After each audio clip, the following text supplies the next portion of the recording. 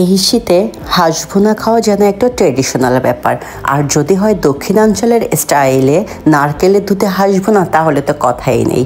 আসসালামু আলাইকুম সবাইকে, রান্নাবান্না এবং আমি চ্যানেল থেকে আজ আপনাদের সাথে নারকেলের দুধে হাঁস ভুনার অথেন্টিক এবং ট্রেডিশনাল রেসিপি আপনাদের সাথে শেয়ার করব। এই জন্য আমি একটা ছোট পাতি হাঁস নিয়েছি।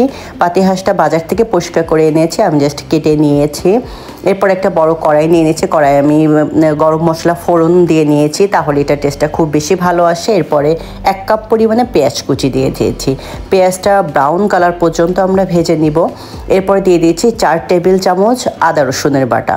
আদা রসুন বাটা দিয়ে আমি মশলাটা খুব ভালো করে কষবো।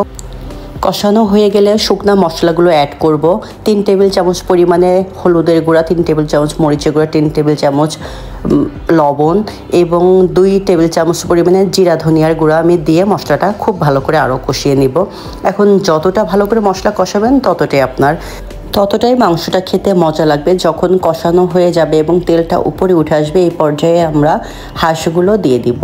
হাঁসগুলো দিলে প্রথমে চুলার আঁচটা পুরো রাখবো, রেখে হাঁসগুলো ভালো করে কষিয়ে যখনই পানি ছাড়বে তখনই আমরা মিডিয়াম ফ্লেমে করে একেবারে কষানোর আগ পর্যন্ত মাংসটা সেদ্ধ করে দিব।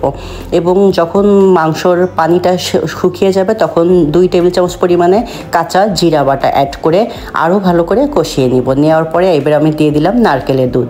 নারকেলটা আমি ব্লেন্ড করে গরম পানি দিয়ে কিছুক্ষণ ভিজিয়ে রেখে একটু ভালো করে হাত দিয়ে চটকে নারকেলের দুধটা রেডি করে নিয়েছি এবং নারকেলের দুধটা দিয়ে দিলাম। এখানে আমি কোনো এক্সট্রা পানি অ্যাড করব না, আর এই জন্য এই রান্নাটা খেতে বেশি মজা লাগে। এরপরে আমি একটু কয়েকটা আলু নিয়ে নিয়েছি। আলুগুলো আমি ভেজে নিয়েছি এবং আলুগুলো দিয়ে পরবর্তীতে গরম মশলাটা অ্যাড করে দিয়েছি।